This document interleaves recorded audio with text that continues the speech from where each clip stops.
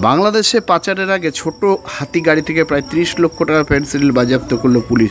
শনিবার সকালে কৃষ্ণগঞ্জ থানা মাঝদিয়া পূর্ণগঞ্জ এলাকার এই ঘটনায় ব্যাপক চাঞ্চল্য দেখা দেয়।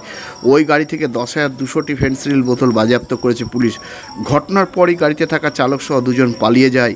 এখনও পর্যন্ত এই ঘটনায় কেউ গ্রেপ্তারও হয়নি। এই ফেনসিডিল বাজেয়াপ্ত নিঃসন্দেহে পুলিশের সাফল্য। বাংলাদেশে এই ফেনসিডিলের ব্যাপক চাহিদা, চড়া দামে সেখানে বিক্রিও হয়। এদিন হাঁসখালির দিক থেকে ছোট হাতি গাড়িটি দুটো ঢুকে পড়ে।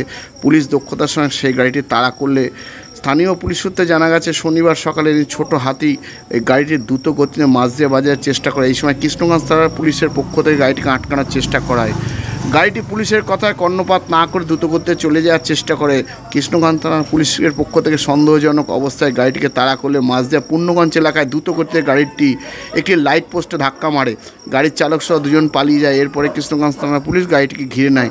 পরে জেসিবি দিয়ে পুলিশ গাড়িটিকে কৃষ্ণগঞ্জ থানায় নিয়ে আসে। আর এই নিয়ে আজকাল আগামী বিশেষ প্রতিবেদন। কৃষ্ণগঞ্জে 30 লক্ষ টাকা ফেনসিডিল বাজেয়াপ্ত করল পুলিশ।